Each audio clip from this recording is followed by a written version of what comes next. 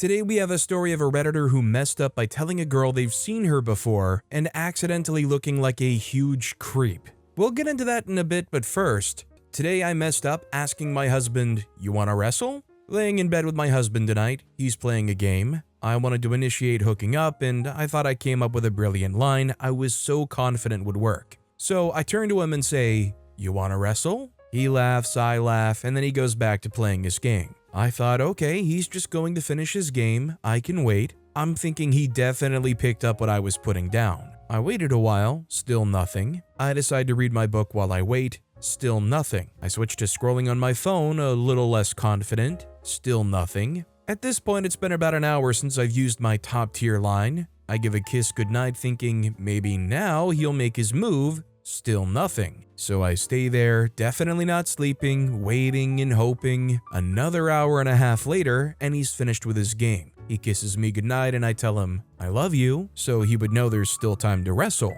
He says it back, but still nothing. Instead, to fall asleep, he puts something on the TV. What is it? Wrestling, of course. That's irony for you. Now I'm left awake riding this unsatisfied and disappointed. But I'm not giving up. I'm using this line again until it works. So I think this serves as a great example of why not to be too coy and to just be a little bit more forward with what you're wanting. Has anybody ever seen that "Is she into you" video where it's like breaking down all of these different scenarios and asking, "So, is she into you in this scenario?" Like doing X graphic thing or whatnot, and then it's like, "Is she into you?" And the response is, "Well, you can't really be too sure. She could just be being polite." That said, I'm gonna be honest. You wanna wrestle? I think that's probably a pretty clear enough line. I wouldn't want to start anything for OP, but it feels kind of like they just weren't really interested and just wanted to play their game. Also, hi, I'm Steven, and if you guys enjoy stories of Redditors who severely messed up, why not hit those like and subscribe buttons down below?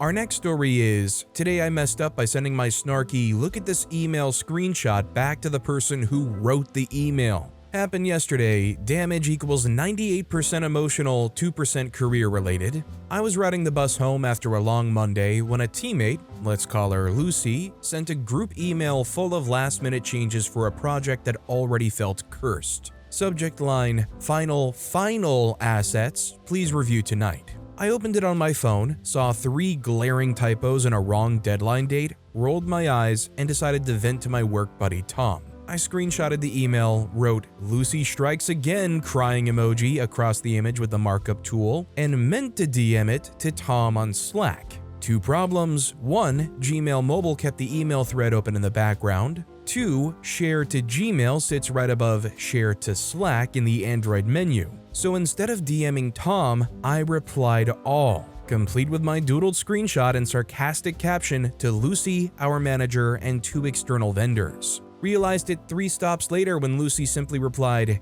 "Hey, I can still see this." My stomach tried to exit the bus without me. Immediate triage, sent a groveling apology to the thread, messaged my manager explaining it was meant as a private gripe, totally unprofessional, etc. Called Lucy, who, bless her, laughed and said, "At least you caught the typos." Fallout so far, manager told me to use this as a learning moment and reminded the team to proofread before hitting send, so no formal write-up. Lucy changed her Slack status to police light emoji, email police light emoji, and keeps sending me random screenshots with my name misspelled. Could have been worse, but I've turned off share via Gmail and my phone settings forever. I don't know if it's remotely similar for iPhone because I've been an Android user my whole life, but every time I do want to go share something, that share menu does pop up, and it will often have like the last 5 people you've contacted via text on there, so it's like, send to mom, send to dad. The stakes of making sure you press the right button become very high when you want to share that kid named Pubert meme, and you don't want to accidentally send it to your coworker or your mom or something. Starwhirl83 commented, "Honestly, Lucy handled that like a legend, turned your oops into office lore instead of office drama. That's not a coworker, that's a crisis manager in disguise." Our next story is, today I messed up by changing my alarm sound to one that's naturally occurring. The actual freak up was done a few weeks ago, and I just realized it this morning at 4:30 a.m. After years of using the same alarm sound, a compilation of Alexis saying "David" and "Ew, David" and the like from the show Schitt's Creek, I decided I wanted to wake up to something more positive sounding. So I reviewed the mostly mechanical, synthesized sounds that came with my Samsung phone and selected one called Birdsong. It starts softly in crescendos and was a pleasant way to gently wake up for several days. Definitely better than hearing my name repeated over and over with slight disdain. I've enjoyed this and have quickly acclimated myself to this new sound. Now, you need to know that it was cold the last couple of weeks, and so the window in the bedroom was closed. It's an old house, but the windows are pretty solid, which prevents a lot of outside noise disturbing my sleep. This week it's been warmer, enough so that opening the window makes for a comfortable getting to sleep environment. And it's quiet enough that falling asleep is easy, but I've also woken up a bit early the last few days. I'm tired during the day and even more tired at night, and the cycle is repeated like this for several days. I've been completely confused as to why I suddenly can't seem to sleep later than 4:30 a.m., and this morning I realized why. The birds outside start chirping sometime close to 4 a.m. and have woken me up every day this week 2.5 hours before my alarm, which I will now be changing to something mechanical and synthesized. I went to look at my Samsung and looked for a birdsong notification, but I guess I don't have it on my phone. But I think it's probably pretty obvious to know what birdsong sounds like. I just think it's pretty interesting how we can select a sound and we say to ourselves, this is the important sound that needs to wake us up. And I feel like for most people, we can take that new sound we've selected and attribute that PTSD panic feeling when you hear it. For a long time in my high school days, I was pretty bad at waking up to my alarms, and I turned it into William Tell's Overture to try to be like a little bit more alarming. The like classical horse race song, the burp, burp, I haven't had that as my alarm in years now, but even now, when I hear it, I still have that tiny intrinsic panic in the back of my head. Finn Cosmic commented, "It's interesting how attuned we get to alarm sounds. I recently realized something similar to my ringtone is in the background of a fairly popular song, and every time I hear it, I jump even if I listen to it multiple times in a row, knowing that sound is going to happen." OP replied commenting, "Years ago there was a contest on the local radio. A series of songs were played in order. The first caller after the fourth song won tickets to a band I liked. So I listened frequently. They liked playing the first 3 songs and then something else as a tease. I'm still triggered by the opening bars of the 4th song." Our next story is, "Today I messed up, made myself look like a jerk, humiliated my wife, and likely humiliated a bunch of potential new parent friends. After all these years, finally I feel that today I have freaked sufficiently far up that I see no other option but to post this fine sub. I sit here, about 12 hours post, still actively cringing about as hard as I ever have, and hoping that externalizing this may bring me some peace. To set the scene, my dear wife, 35-year-old female, and I, 34-year-old male, are currently attending antenatal classes, preparing for the arrival of our first child this summer. There are 7 other couples, all of similar age to us, and we've been looking forward to potentially making some new friends out of these classes who will have similar age children to us and live nearby in a very nice neighborhood. So far, everything's been going great. There's good camaraderie between everyone, the guys lament hospital parking, the ladies compare aches, and all of us seem to get along and have good chats between couples and across the group and spare moments in the sessions. I'm not a natural extrovert, and don't feel the most at home in groups like this, but I'm doing my best to seem like a real person and fit in. Naturally, in an unfamiliar social situation, like many others might, I'm cracking the occasional joke along the way to break the ice, to keep the mood light, generally to grease the wheels of social interaction and portray myself as a fun, normal guy to be around. Halfway through today's class, there's some downtime between activities, we're all sat in a broad circle, and people are sharing funny conversations that have come up with people they know when they've announced or mentioned their pregnancies. As usual, the tone is jovial and casual, people mentioning inappropriate or odd questions they get asked, others responding that they've had similar or worse asked. At one point, one of the ladies who sat near us says that someone once came up and asked her, "Oh wow, so was this an accident or on purpose?" And comments what a mad thing that is to ask when that person knew she was happily married. This gets a good response and a general chuckle around the room. This is where I step in, and by step in, I mean step into my whole mouth with both feet. In my head, in the moment, I think, ho yes, what a humorous situation, what an impertinent thing to say to someone who is clearly and happily married. So I think, yes, I will add to the conversation by suggesting something equally hilariously inappropriate someone might say in that situation. So in her wake, I pipe up, haha yeah, or if they'd asked, oh, so is it his? Her husband's? There was a slightly awkward titter in response to this. She responded, well, thankfully no one's gone quite so far. The topic of conversation swiftly but naturally moves on, and in my head I think, well, that didn't really land, but hey-ho. A minute later, I get a text from my wife sat next to me. Freaking heck, there was no need to make that joke. And I sit there for a moment. Yeah, thinking about it, the whole room did sort of awkwardly go quiet there for a moment. Yeah, that wasn't entirely clearly just a lighthearted contribution to the conversation. Now that I think about it, wow, that was an incredibly insensitive, inappropriate, and dumb thing to say, especially to someone who's on this emotional roller coaster we call pregnancy. Wow, freak, crap, I am a freaking moron. I am the world's stupidest idiot.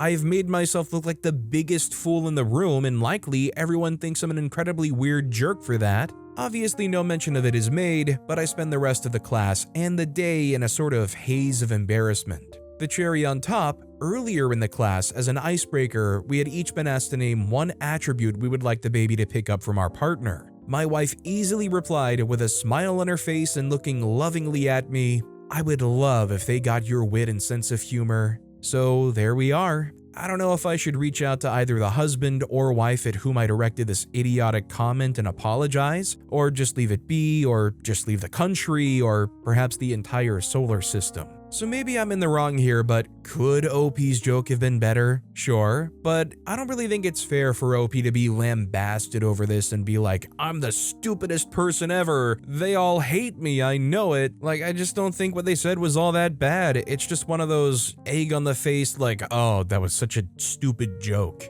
I mean, it's not like people were coming up to OP's partner after the fact and being like, we think your husband shouldn't be coming to the classes anymore. If anything, I feel like OP going out of their way and apologizing actually, like, in a weird way doubles down and like stresses, yeah, I was trying to be a jerk and it was inappropriate, rather than just like letting it evaporate. Likely So commented, nah, you're fine. It's not like your joke wasn't in tandem with what they were talking about, it just didn't land. If it bothers you, go up to them next class and casually say, hey, I just wanted to apologize for my joke the other day. Don't repeat it. I feel dumb for saying that and just wanted to say sorry. OP responded saying, thank you, I'm 50-50 on this one at the moment. I'll sleep on it and then maybe text them to say something to that effect, as we're all in a WhatsApp group. Our next story is, today I messed up by eating like 6 Fiber One brownies before going to work. This morning, I woke up and ate one of the Fiber One brownies I recently purchased since a 70-calorie brownie sounded great. Well, it was in fact so great that I continued eating them and ended up finishing the whole box before 10 a.m. I then left for work, and on the drive there, I started feeling a bit crampy and was letting out the most vile, bubbly farts ever, like each fart lasting for a solid 20 to 30 seconds, not including the aftershocks. I got to work and the pressure inside my stomach was only getting worse. I work as a vet tech, and today I was monitoring surgery, so it was literally just me and a veterinarian in a small OR for almost 5 hours straight. I was in pain, holding in the farts, and my stomach was cramping like crazy. I excused myself once to go to the restroom and released a symphony of farts, concluding with only one tiny poo. I survived the day, secretly releasing farts as quietly as I could, and then clocked out like 10 minutes early saying that something had come up at home. On the drive home, I couldn't manage to hold it in any longer and I felt like I was going to make a mess of myself. Some of them were wet, leaving a bit of residue, so I had to trash the underwear as soon as I got home. Now I'm at home, sitting on the toilet with my rear end making the most vile sounds I've ever heard, hoping that my body clears out all this gas and stuff by the time I have to go back to work tomorrow. I've already dispensed one behemoth, but I can feel more bubbling away. Any and all advice appreciated. So I'm gonna be honest, I don't have much advice for OP.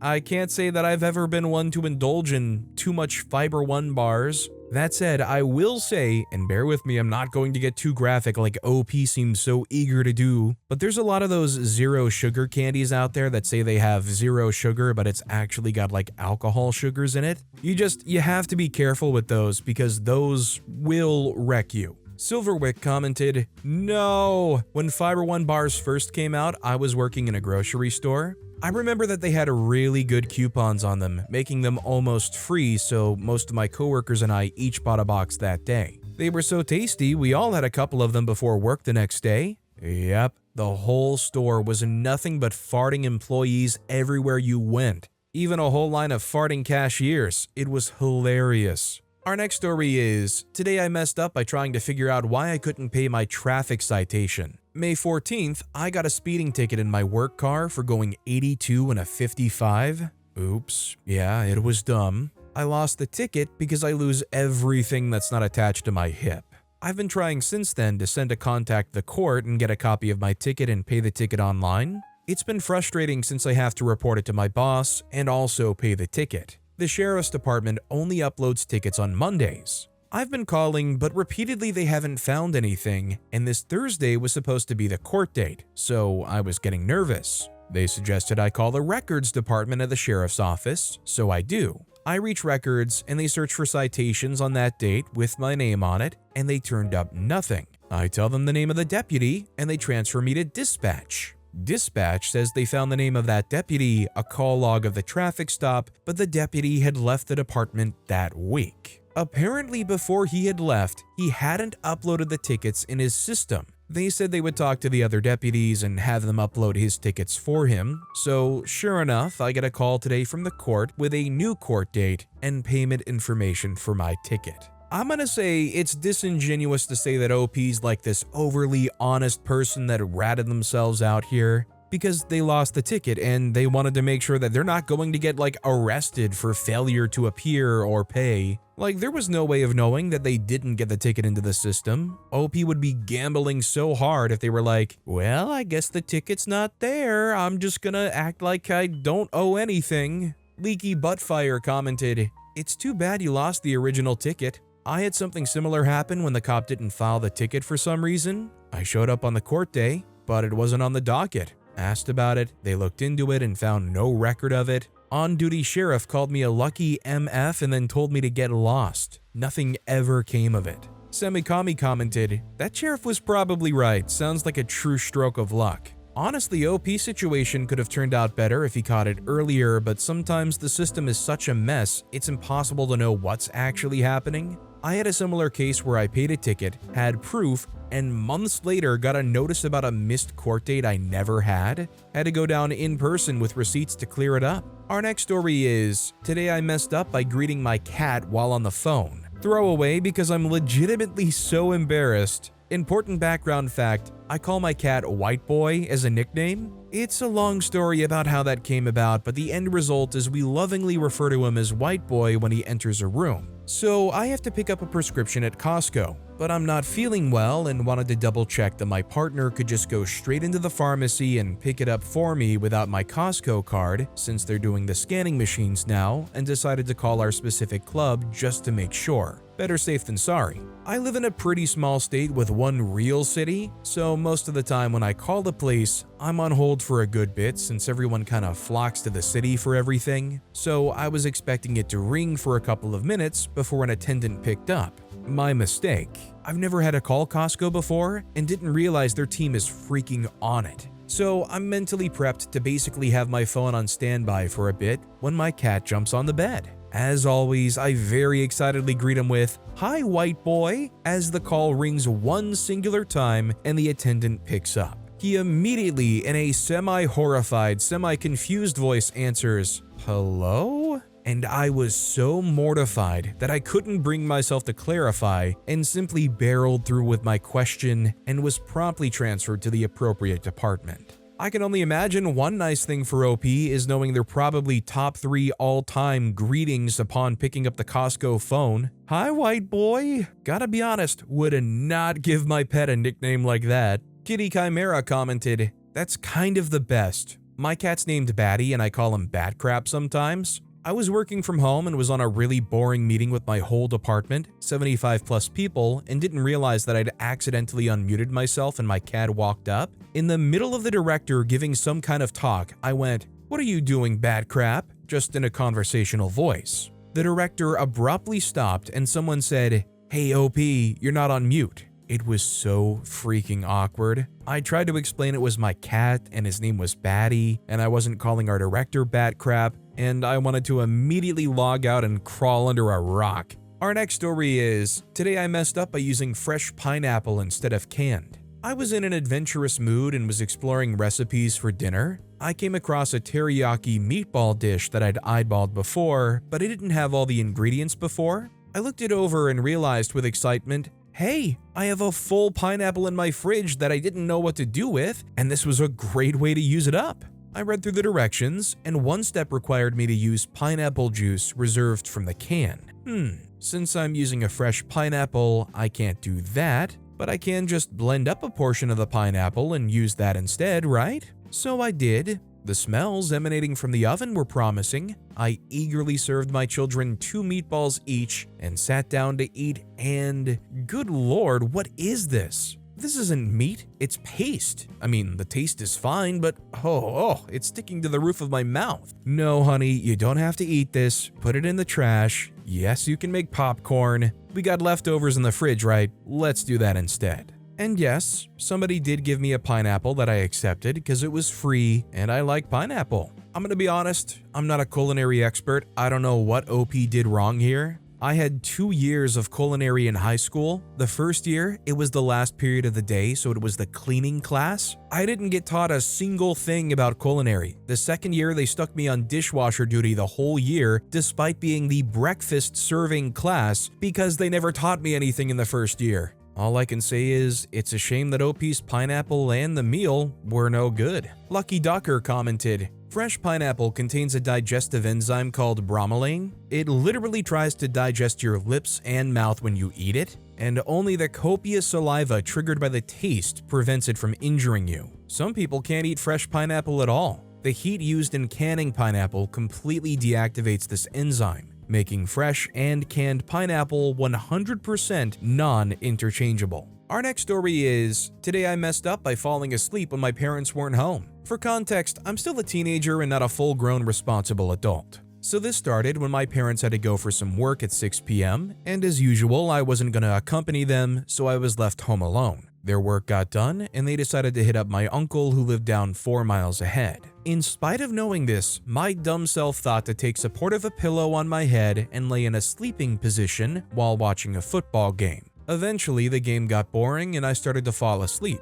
My parents usually don't take keys with them, as I am responsible. I fell asleep. Fast forward, I wake up to the door getting knocked aggressively, or should I say very aggressively. I check my phone, and there's 39 missed calls by my parents. And when I open the door, there's my ticked mom who calls my dad because he couldn't keep up and had to go get in the car. Now it turns out that I'm not going to be home alone from now on, and also the cause of a broken doorbell. So I don't think necessarily the problem is that OP fell asleep or that they were home alone. I think the fault with OP lies in that their phone couldn't wake them up. I certainly don't think it's a crazy thing that OP took a nap or fell asleep or whatever. That said, 1, why is there only one set of keys to that front door? There absolutely should be a spare, and the parents are at fault for not having a copy of the key when they leave the house. I mean, what if, God forbid, OP had a medical emergency? And 2, why even leave the keys with OP anyways? OP is in the house. What do they need the keys for?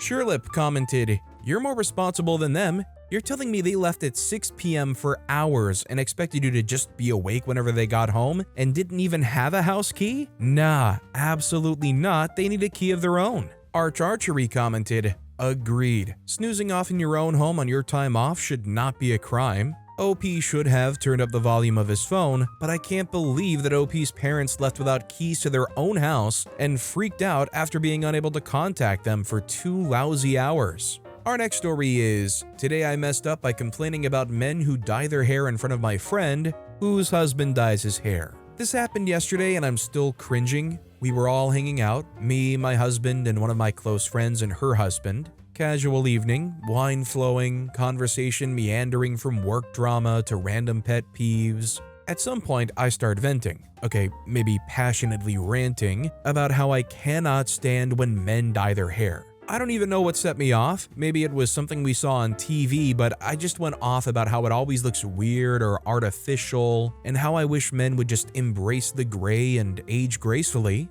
Mid-rant, I noticed my friend had gone really quiet. I stop and look at her, and she gives me this deadpan expression before saying, "I make my husband dye his hair." Cue the longest silence ever. Apparently, she prefers the darker look and asks him to touch it up regularly. He kind of just smiled and nodded like, "Yep, that's my life." I wanted the couch to eat me alive. My husband slowly sipped his drink, eyes locked on the ceiling, like he was trying to astral project out of the room. I immediately backtracked and said, "Oh, but some guys can totally pull it off," which honestly made it worse. Update, well, I did say I messed up and apparently everyone else on Reddit agrees. I've been reading all your comments. For the record, I don't dye my hair. I should not have been judgmental, I agree. I just think people don't realize how beautiful being natural can be as well. There's no shame with the signs of aging. Gray hair is beautiful, but so are all colors. I don't care what anyone does anymore. I learned my lesson the hard way. All I'm gonna say is, OP was out here ranting and raving and saying, "It never looks good. I don't understand why people do that." Apparently it wasn't obvious enough from their friend's husband. So whether or not OP's past the point of judging people for their hair color or dyeing their hair regardless, I think it must be not very clear-cut as OP tried to seem to make it out to be. Jonesy on Reddit agrees with me, commenting, "Apparently it doesn't always look weird or artificial, since you never noticed your friend's husband does it." OP then went on to post an update. "Today I messed up. Follow-up to my hair dye rant disaster. My friend got the best revenge." So I posted yesterday about how I passionately ranted about how much I hate when men dye their hair right in front of my friend whose husband dyes his hair because she prefers it that way. Yeah, that one. In case you missed it, I basically went off about how unnatural it looks, how men should embrace their grays, blah blah, aging is beautiful, etc. And then my friend hit me with, "I make my husband dye his hair." I wanted to evaporate on the spot. Well, after reading all the comments on my post, thank you Reddit for dragging me with grace, I decided to show my friend. I figured, why not? I'd already humiliated myself in real life, might as well complete the cycle online. So the next day, I sent her the post and she lost it. Like I have never seen someone laugh that hard in my life. Full on wheezing, tears. She texted back, "I'm dying, you're an idiot, but an adorable idiot." For a moment, I thought I'd been forgiven, maybe even redeemed. I was wrong. We met for coffee that afternoon and she comes in with this sly little grin like she's up to something. We sit down and she goes, "So, since we're sharing brutally honest, slightly unsolicited opinions, I've always hated your asymmetric bob." I blinked. "Wait, what?" She sips her drink like a Bond villain and goes, "You know, it's just one of those haircuts that screams, 'I own crystals and yell at customer service.'" Excuse me? I've had this haircut for like 4 years. I love my asymmetric bob. It's my quirky, cool aunt look. It's me. And now she's just casually telling me it's been giving off chaotic, divorced energy this whole time? She kept going. "I mean, it's a strong choice, but kind of intense. Like you might start a small cult or sue a Whole Foods." I was both speechless and wildly impressed by the specificity of this insult. "Why didn't you say anything before?" I asked. She shrugged and said, "Because I love you, and I know you love it. But then you called my husband's hair fake in front of everyone, so consider this my revenge." Touché. It's fair. I deserved it. Honestly, it was kind of a perfect response. No drama, no argument, just a softly delivered truth bomb that absolutely took me out. I haven't looked at my reflection the same way since. Now, every time I catch a glimpse of my haircut, I wonder if I give off CEO of Etsy shop that only sells sage bundles energy. Also, her husband, still dyeing his hair, still looking great. I fully support him now. I've become a changed woman. Personal growth, courtesy of public humiliation. After all of this, I kind of want to ask OP one thing, which is, how does OP feel about horoscopes? My alt account commented, "Oh my god, I read that as asymmetric boob." Yes, I'm a guy, but you know, sometimes they're slightly different sizes, and that's what I thought the revenge comment was, so it got confusing fast, but not for long. In my defense, Bob equals haircut is something I haven't heard in a very long time. Our next story is, today I messed up by finding my wife attractive. Let my wife sleep in late because that's what we do on Sundays. Went to wake her up the way I usually do by doing a standing hug thing while she regains consciousness. I stood up to let her roll over, then noticed her nightgown was starting to show heavy cleavage. I'm a boob man. Butts are nice, of course, but boobs are my jam, and my wife appreciates my appreciation. So it's not like I was doing anything abnormal or unwanted. But the exact moment I went in to show my appreciation, she, eyes closed, decided to adjust her head on her pillow. Bam! Head butted her right in her eyebrow. It's about 15 minutes later, and there's some noticeable swelling, and I feel like a complete freaking jerk. Oddly, she still thinks it's her fault because she's a dork, but I know better. We laughed about it when the pain subsided at least. You know what, I'm just glad to hear that for OP and their relationship, things seem like they're in a really good place. There's still that appreciation going on. As long as they aren't fighting over bumped noggins, I'm sure they'll be able to figure out some way to get past that, clearly. Reflection Secure commented, "My husband once tried to pull me in for a quick hug while we were kind of wrestling on the bed, but he was laying on his arm, so he had to do that awkward side lift and pull my arm out thing first. He tried to make it one simple motion where he just grabbed me, but he missed. Instead, he punched me right in the side of the jaw. I had a perfect bruise. You could see the individual marks of each knuckle." He doesn't find this story nearly as funny as I do. Our next story is, today I messed up by ignoring a mosquito and going back to bed. This morning, I was woken up an hour before my alarm went off by something itchy on my arm. I scratch and find some mosquito bites forming. I don't know how a mosquito managed to find its way into my apartment when I haven't opened a window in months, but clearly one moved in sometime last night. I rolled over to ignore it and start scrolling around on my phone, hoping that I can get some more sleep before I actually have to get up.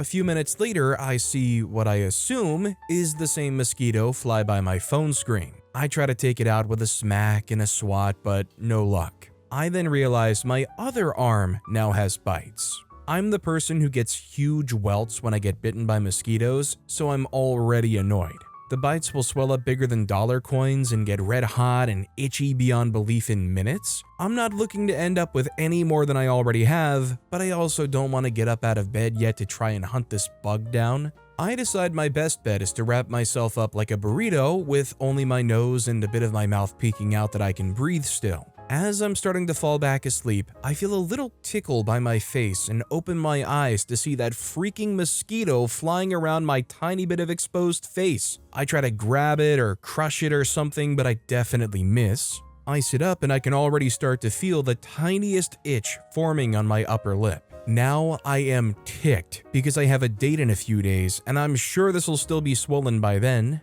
I get up and lock that skeeter in my room and go lie on my couch. I'm starting to feel my lip blow up and get numb, so I grab an ice cube to put it on it and try and convince myself it won't get too bad. By the time I head off to work an hour and a half later, I look like I've had too much lip filler only injected into half of my upper lip.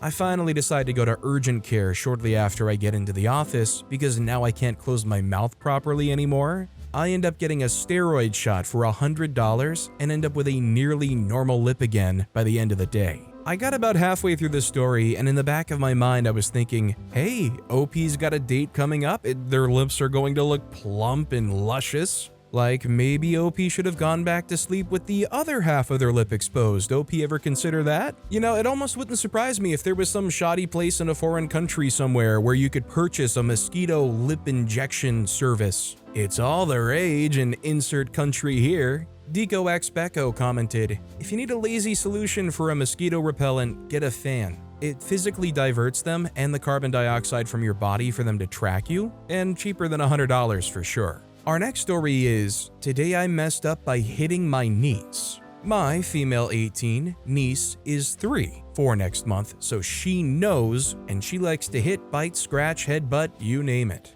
I've told my sister time and time again, you have to get her out of that. When she goes to school, kids will hit her back. Maybe even an adult. Doesn't make it right. That's why she has to correct it before somebody else does, because everybody won't tolerate your child like you do. Anyway, I was sitting on the couch with my sister and my niece was just playing around. In the middle of us talking, she literally slapped fire out of me. I'm talking she slapped the freak out of me. I instantly slapped back. Not even hard, but just reflex. I said sorry immediately and tried to hug her, but she hates me now. My sister acts like she hates me too, but I'm like, I know that was freaked up, but I honestly did not go out of my way to slap my niece. Like what? I'm not excusing what I did, but she has to stop hitting people. So I gotta say, in OP's defense, I do think people have this like intrinsic reaction to slap back. I've seen my fair share of people who, when scared or frightened by something, like a jump scare or whatever, their instinct is to punch or slap. OP apologized, they try to make up for it. I don't really know what more OP could do here. Circuit Soft commented, "My mother-in-law has an amazing story. One of her nephews used to hit people on legs and knees with a wiffle bat. She bruises easily, so she got bruises where other people didn't. After several requests to his parents to get him to stop hitting, she gave him an aluminum bat for Christmas. The hitting stopped by the next family gathering." Our next story is, "Today I messed up by assuming my coworker was a vampire." This story is actually about my husband, not me. My husband Jake comes from a family where if you don't look completely average, there must be something wrong with you. For example, when we first were dating, I was fond of covering half my face with my hair, exposing only one eye. For years, his siblings thought it must be because I had two different colored eyes, or was altogether missing the other one and was self-conscious. That being said, Jake definitely isn't as bad about making assumptions as the rest of his family. However, he couldn't help but think something was up when a new guy was hired at their shop. We'll call him Ron. Jake would notice Ron walking in every morning with a thick black hoodie, completely covering his face. He would call out to Ron saying, "You're not hot?" Ron would just shrug. We live in South Texas, and it was summertime, so even in the mornings, it was already 80 to 85 degrees Fahrenheit. The bay they worked in wasn't air-conditioned either. Once inside, Ron would shed his hoodie, revealing a long-sleeve black shirt and skin so pale you could see his veins in his face and hands. He also never ate lunch. Instead, during his lunch break, he would just sit quietly until his break was over. These are all things Jake would relay to me when he would get home from work. I swear he must be a vampire. I just told him to leave Ron alone. People are all different. Maybe he has a skin condition. Maybe he's allergic to the sun, has a special diet, or just likes being pale. It doesn't matter, and it's not Jake's place to assume something so aggressive towards someone he barely knows. During the next month, Jake and Ron did start being social. One Friday, they ended up joking around between jobs. Stupidly, Jake took the leap and made a joke about Ron being a vampire. Ron stopped laughing, and if his face could go more pale, it would have. He had a look like he had been caught or something. Jake realized he made Ron uncomfortable, so he apologized and changed the subject. Jake thought it was all good, but the next week when he went in, he was informed Ron had quit suddenly. Now he's even more convinced that Ron really was a vampire. I'm telling you, Susan, the one reason I'm so upset that they quit so abruptly was the next day he was coming in, I was gonna bring a mirror. Our swordsman commented, "Look, I know for a fact that vampires aren't real. I've traveled the world trying to find evidence that they exist and have found none in all my 700 years. Our next story is, "Today I messed up by flashing a hotel staff member on our girls' trip. This happened last weekend on a girls' trip with 3 of my friends, and I just can't get past it. We had booked 2 hotel rooms, and at some point 3 of us were together in one while the 4th was in the other. She said that she would join us later, so when we heard a knock on the door, we naturally assumed it was her. In my infinite wisdom and 0 clothes, I strutted to the door stark naked and swung it open like I was in a shampoo commercial.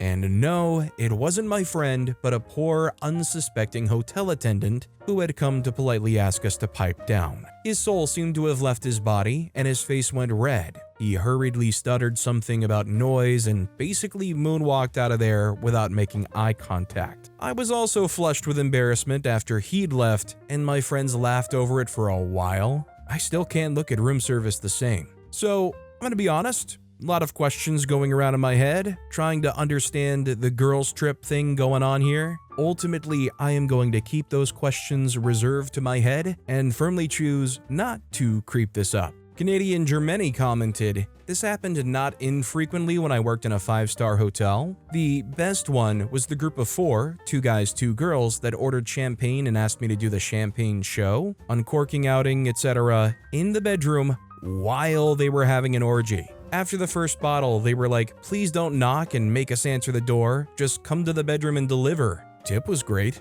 Our next story is, "Today I messed up by showing my toddler good dental hygiene. To kick things off, I have a strawberry intolerance. I say intolerance and not an allergy because it's not EpiPen bad, but still coming out of both ends bad. It's time for bed, which means brushing our teeth. 'Mommy, you do it,' kid says in the most adorable toddler voice. And I do so, using her silly banana-shaped toothbrush. I brushed my front teeth only, but still got a taste of the paste. I remark how terrible the taste is and start rinsing my mouth out. I can still taste it. So I head to my bathroom and brush my teeth. Finally, that terrible taste is gone. A little while later, I'm on the floor with a terrible migraine, crawling to the toilet and ejecting every fluid in my body from both ends. Violent diarrhea and vomiting all night. The next morning, my husband asks how I'm feeling, and since I've been up all night, I'm able to pinpoint exactly where I freaked up. Kiddo's toothpaste is strawberry banana flavored, isn't it?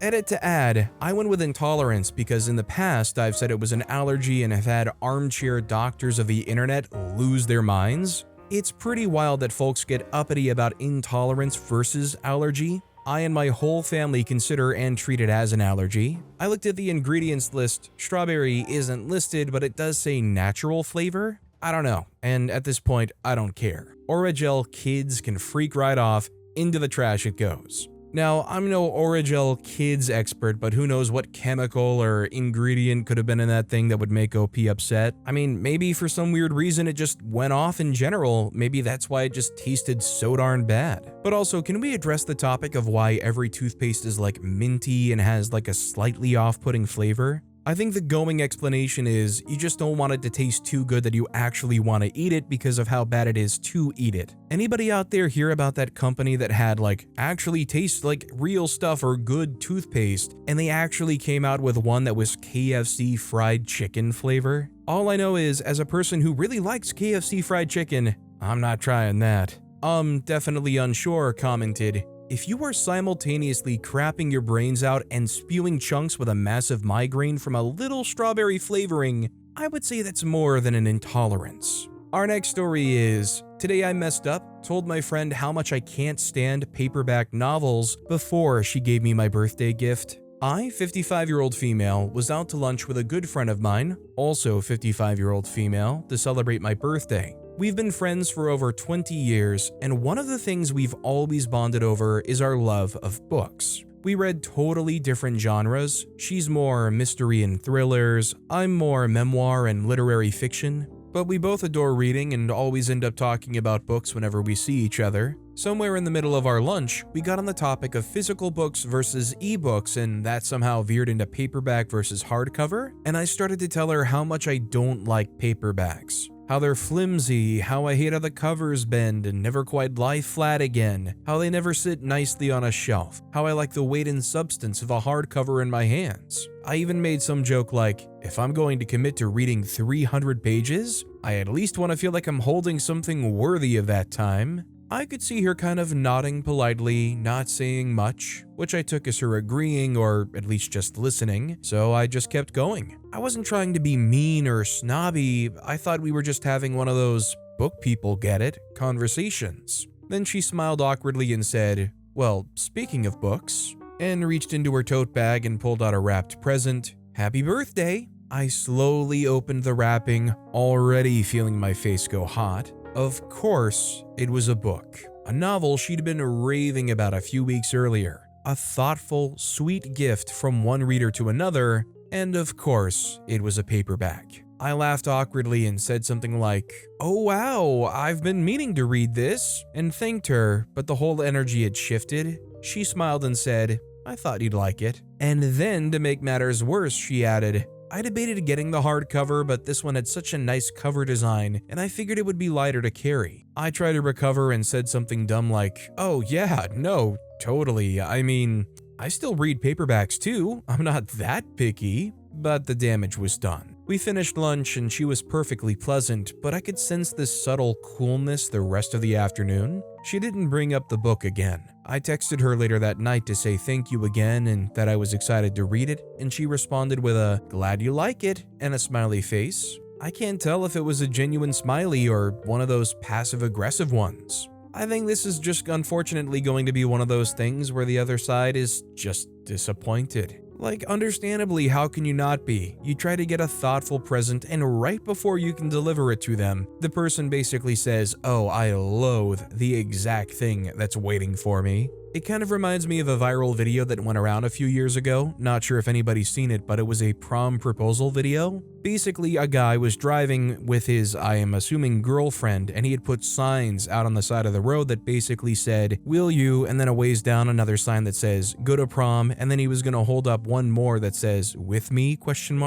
However, in the video, he pointed it out to her and she immediately goes, "Oh, that's a crappy way to ask somebody to prom." When she finds out it was from him, she starts crying, clearly didn't mean to upset him and put down his efforts. It's just one of those unwinnable situations. Real Run 4758 commented, "My younger brother collects coins. I got him an Antoninianus from the reign of Aurelian for his birthday. We were chatting about coins about an hour before giving gifts, and he mentioned that he doesn't really like Roman coins. It happens." Bloody heck, Harry commented, "My brother is the same way. He builds computers and trinkets as a hobby, and whenever he comes to my house, he's always asking if he can have old electronics to take apart for pieces. And the last time I came over with what I thought was a pretty good haul of stuff that he usually asked about having, he told me he wasn't really into that right now because he finished building his personal PC and started doing gaming tournaments without telling anyone. It was basically like gifting him trash. It happened before, too. He was really into gaming and started asking questions about VR setups, so I saved for a few months to get him a VR headset for his graduation. As soon as he graduated, he switched from video games to building stuff. I need to catch him at the right time." Our next story is, "Today I messed up by accidentally slapping boyfriend in public. I am still in total shame. We went out for dinner and the restaurant patio was full of mosquitoes. Now, I'm a simple person. I see a mosquito, I smash it. Usually they pick me as their meal, so I'm used to slapping myself with no problem. But then one of those idiots flew on the beautiful face of my boyfriend and started to suck. I tried to shoo it away, but boyfriend was startled of my sudden movement, and I ended up slapping him in the cheek without him understanding why. I am so stupid. I told him I am so sorry, there was a mosquito, and immediately stood up to go wash my hands since I had the idiot smashed on my palm. He laughed, but then I realized that all the other people saw me slapping him and then immediately going away like in a dang telenovela. I went back to the table and ate my pizza feeling embarrassed as freak. I'm still cringing. We resolved with me paying for his dinner, and then he slapped me on my other cheeks, so all is good. Once again, I'd like to say that I'm glad that things seem good for OP in their relationship. I sure hope that they enjoy recreating Key and Peele's slap butt sketch. Akasa commented, "If it helps, I had a similar incident and it was really not much of a big deal. I was chatting with my fiance and her mom about some pretty important stuff. You can probably guess where this story is headed. Then I saw a mosquito circling around her head. From that moment on, they could have been talking about the nuclear secrets and I would not have heard anything. My eyes were pretty much fixated on the mosquito. The mosquito then hung around my fiance's head for a tad too long, and with a swift motion, I attempted to grab the mosquito with my bare hands. I ended up pulling out a few strands of her hairs, and like most people would tell you, having a few hairs pulled out probably hurt more than having a whole bunch pulled out.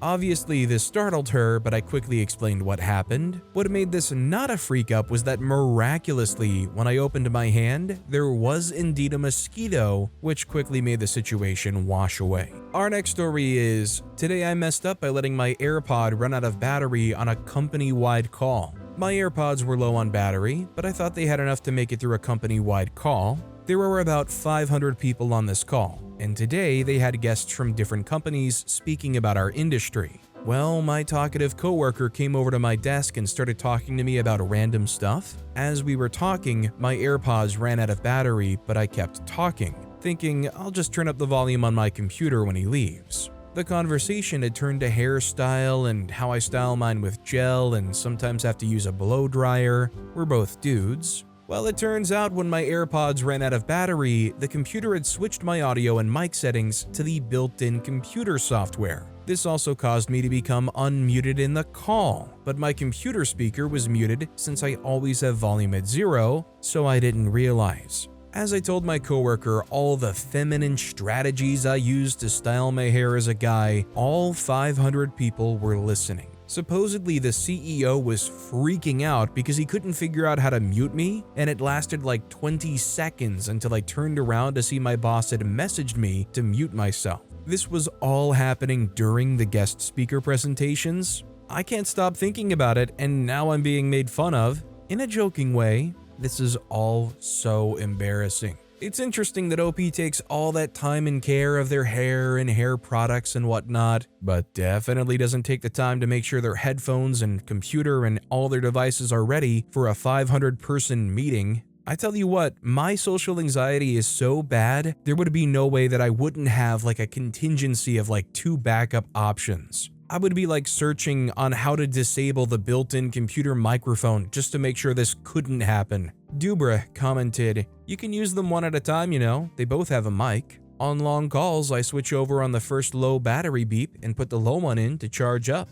Our next story is, today I messed up by letting a girl off at the wrong floor like it was her stop. So this just happened and I'm still processing the social trauma. I was waiting for the elevator in my apartment building when a very cute girl I hadn't seen before came up and stood beside me. We exchanged a friendly smile. Nothing too much, just that nice little, "Hi, I'm not a serial killer" energy you give strangers in shared spaces. Elevator doors open, we both get in. I press my floor, 17th. Elevator doors open, we both get in. I press my floor, 17th. I ask, "Which floor?" She says, 21, thanks. Cool. I hit 21 for her. We make some small talk. I mention the weather. She smiles. We vibe. Light, easy elevator banter. Then the doors open on 17. Without thinking, I step aside, gesture toward the door like a true gentleman and say, "After you." She pauses, gives me a mildly confused look and goes, "I'm on 21?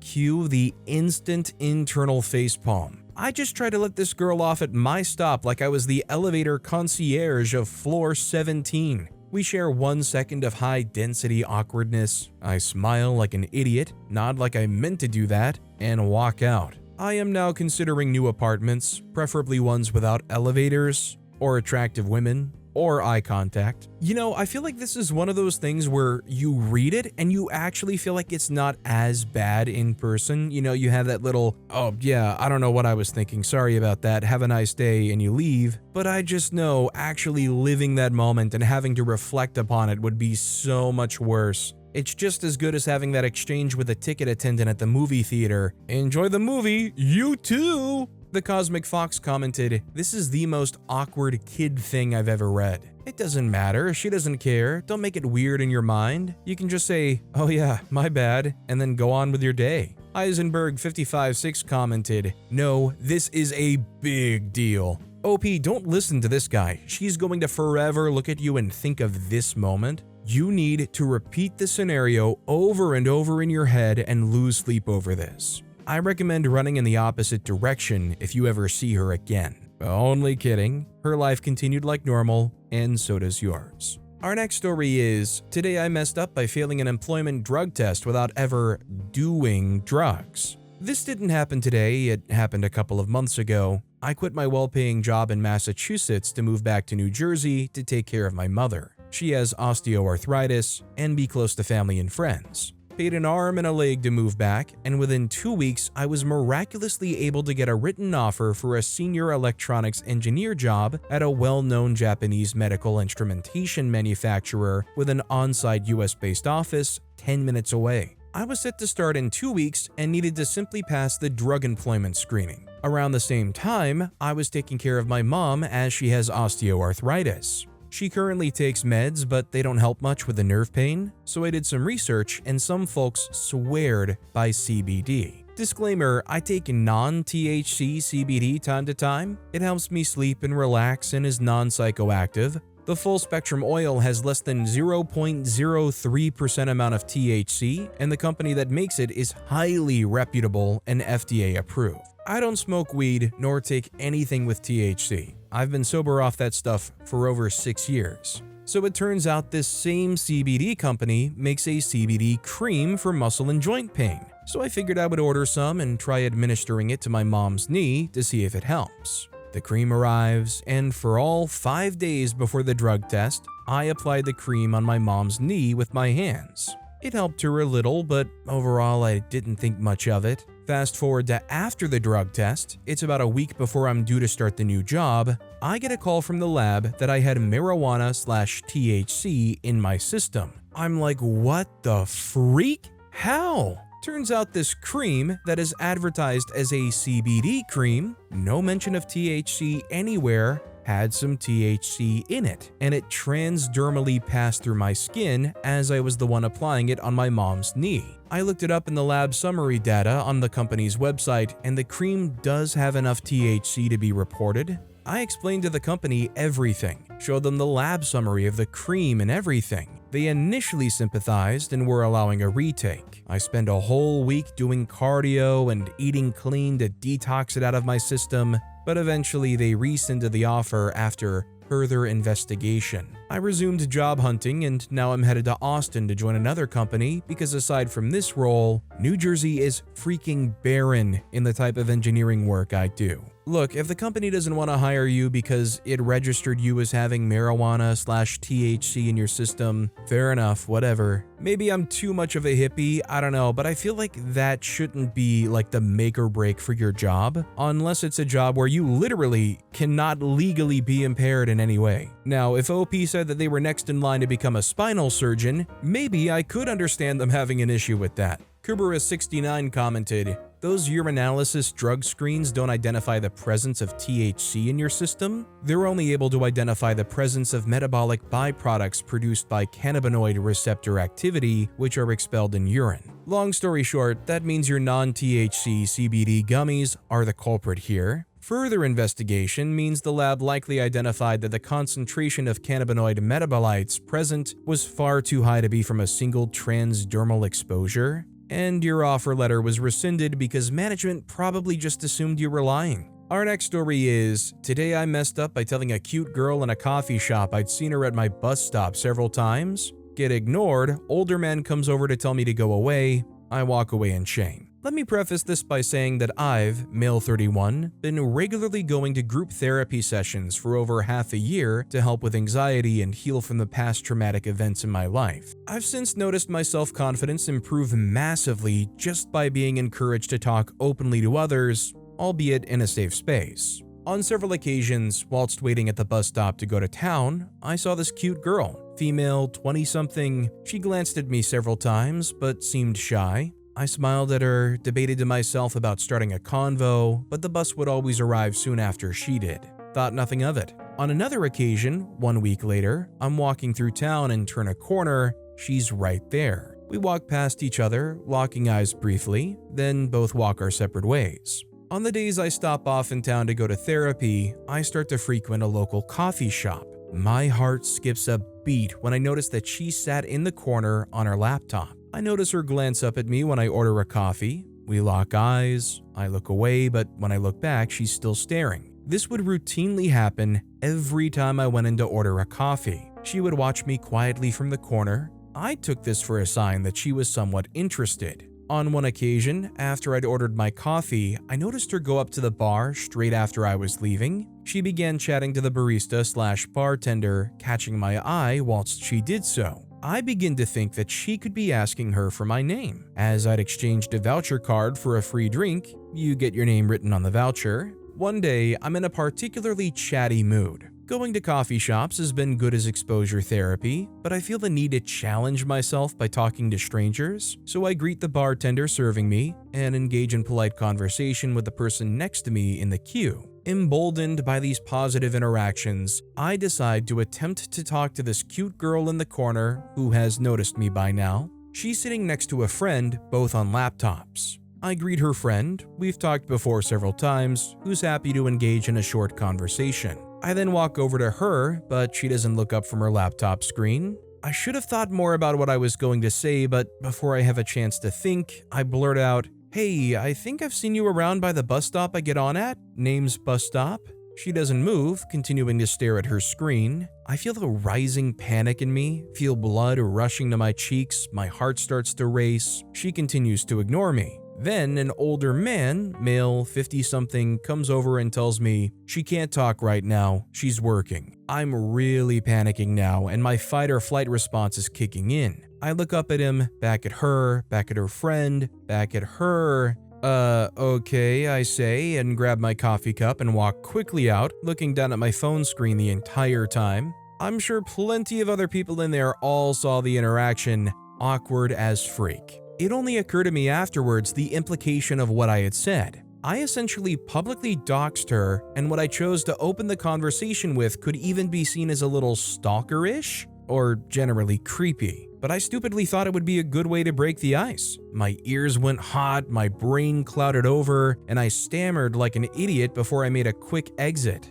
Now, one day later, it's constantly running through my mind. I feel utterly humiliated. I'm not sure if I can bear to set foot in that coffee shop again. Edit, to add some clarity, the bus stop meetings happened over a few days due to me going into town at a different time for those days. The time I met her in town, we were both coming around a corner, so it wasn't like I was crossing over the road to get close to her or anything. Oh, and there was another time when we walked past each other in the city center whilst I was walking with another girl, just a friend, but I see how that could have looked. Plus, I don't think she was on a video call. I glanced briefly at her screen and it was a Word doc open. Wouldn't she get a small pop-up window if she was in a call? Also, not wearing headphones. I'm gonna lean towards the very real possibility that maybe OP was just kind of reading into this a bit more. To be honest, maybe she didn't even really recognize OP or like barely recognized OP. You know, maybe the simple fact is she didn't really care to be approached, and maybe she didn't think all that much about bumping into somebody a few times. I mean, OP talks about, oh, we ran into each other, passing a corner around each other. Like, would it not be very plausible that they never even registered OP was even there? But with that being said, that's all the time we have for today. Now, if you want to hear another absolutely crazy story of how a Redditor messed up, check out that video on the left. Or if you missed my latest video, check out that video on the right. That said, I'll see you all next time with some more stories.